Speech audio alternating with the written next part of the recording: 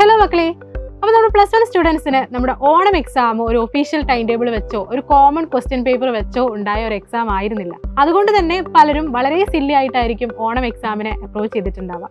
നമ്മുടെ എക്കണോമിക്സിന്റെ മാത്രം കാര്യം എടുക്കുകയാണെങ്കിൽ തന്നെ ഏകദേശം 5 ചാപ്റ്റേഴ്സ് ഉണ്ട് നമ്മുടെ ഓണം എക്സാമിന്റെ സിലബസിന്. ഈ 5 ചാപ്റ്റേഴ്സ് പോലും ജസ്റ്റ് ഒന്ന് വായിച്ചു പോലും നോക്കാതെ എക്സാം അറ്റൻഡ് ചെയ്തവരുണ്ടാകാം. അതുകൊണ്ട് തന്നെ നിങ്ങളുടെ ആൻസർ പേപ്പേഴ്സിനെ കുറിച്ചോ നിങ്ങളുടെ മാർക്കിനെ കുറിച്ചോ ഒന്നും നിങ്ങൾ അധികം ബോധേഡ് ആയിരിക്കില്ല. കാരണം അത്രയും സില്ലി ആയിട്ടാണ് നിങ്ങൾ പലരും ഓണം എക്സാം അറ്റൻഡ് ചെയ്തിട്ടുള്ളത്. ഇനി നമ്മുടെ മുന്നിൽ വരാനിരിക്കുന്നത് ക്രിസ്മസ് എക്സാമിനേഷൻ ആണ്, അതായത് നമ്മുടെ സെക്കൻഡ് ടേം എക്സാമിനേഷൻ. അതൊരിക്കലും ഓണപരീക്ഷ പോലെ ആയിരിക്കില്ല. കേരളത്തിലുള്ള എല്ലാ വിദ്യാർത്ഥികളും ഒരു കോമൺ ക്വസ്റ്റ്യൻ പേപ്പർ വെച്ചുകൊണ്ടായിരിക്കും ഈ ക്രിസ്മസ് എക്സാം അറ്റൻഡ് ചെയ്യാൻ പോകുന്നത്.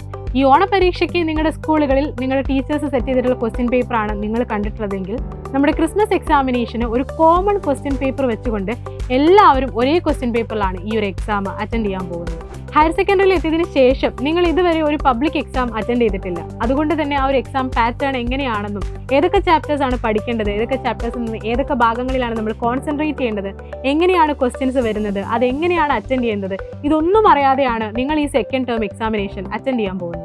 നമ്മളിനി +1 എക്കണോമിക്സിന്റെ മാത്രം കാര്യം എടുക്കുകയാണെങ്കിൽ നമ്മുടെ ഓണം എക്സാമിന് ഉണ്ടായിരുന്ന 5 ചാപ്റ്റേഴ്സും അതിൻ്റെ കൂടെ ഇനി നമ്മൾ പഠിക്കാൻ പോകുന്ന measures of central tendency, LPG തുടങ്ങിയ വലിയ ചാപ്റ്റേഴ്സ് അടക്കം ഏകദേശം 7 ചാപ്റ്റേഴ്സോളമാണ് നമ്മുടെ ക്രിസ്മസ് എക്സാമിന് പഠിക്കാനുള്ളത്. അതായത് ഇതെല്ലാം കൂടെ ഏകദേശം 12 ചാപ്റ്റേഴ്സ് ആണ് നിങ്ങൾക്ക് എക്കണോമിക്സിൽ ക്രിസ്മസ് എക്സാമിന് പഠിക്കാനുള്ളത്.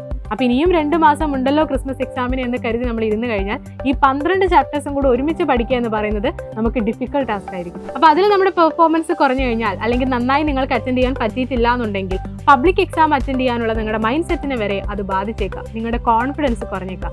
അതുകൊണ്ട് തന്നെ ക്രിസ്മസ് എക്സാമിനെ നമ്മൾ വളരെ സീരിയസോടെ തന്നെ കാണേണ്ടതുണ്ട്. ക്രിസ്മസ് എക്സാമിൽ നിന്നും നമ്മുടെ പബ്ലിക് എക്സാമിനേക്കുള്ള ദൂരവും വളരെ കുറവാണ്. അപ്പോൾ ഈ 2 മാസം വളരെ സ്ട്രക്ചേർഡ് ആയിട്ട് തന്നെ നിങ്ങൾ പഠിക്കുകയാണെങ്കിൽ ക്രിസ്മസ് എക്സാമിന് ഫുൾ മാർക്കും സ്കോർ ചെയ്യാൻ പറ്റുന്ന രീതിയിലേക്ക് നിങ്ങൾക്ക് മാറാൻ സാധിക്കും. അതിനായുള്ള ബെസ്റ്റ് സ്റ്റഡി പ്ലാൻ നമ്മുടെ സൈലത്തിൽ ഓൾറെഡി സെറ്റാണ്. അതിൻ്റെ ക്ലാസ്സുകൾ നമ്മുടെ കൊമേഴ്സ് ചാനലിൽ പോയിക്കൊണ്ടിരിക്കുകയാണ്. അപ്പോൾ ഇനിയും നമ്മുടെ ചാനൽ സബ്സ്ക്രൈബ് ചെയ്യാത്തവരായിട്ട് ആരെങ്കിലും ബാക്കിയുണ്ടെങ്കിൽ പെട്ടെന്ന് തന്നെ സബ്സ്ക്രൈബ് ചെയ്യുക. അതുകൂടാതെ തന്നെ നിങ്ങൾ ഇതുവരെയും ഒരു പബ്ലിക് എക്സാം അറ്റൻഡ് ചെയ്തിട്ടില്ലാത്തവരാണ്, കൂടുതൽ എക്സാമുകൾ അറ്റൻഡ് ചെയ്യാനായിട്ടും പ്രീവിയസ് ഇയർ ക്വസ്റ്റ്യൻസ് ഡിസ്കസ് ചെയ്യാനായിട്ടും ഓരോ ചാപ്റ്ററിൻ്റെയും സ്ട്രക്ചേർഡ് ആയിട്ടുള്ള ക്ലാസ്സുകൾക്കുമായിട്ട് നമ്മുടെ യുവ ബാച്ചിൽ ഇനിയും ജോയിൻ ചെയ്തിട്ടില്ലാത്തവർ എത്രയും പെട്ടെന്ന് തന്നെ ജോയിൻ ചെയ്യുക. അപ്പോൾ നമുക്കിനി ക്രിസ്മസ് എക്സാമിന് ഫുൾ മാർക്കും നേടാം സൈലത്തോടെ.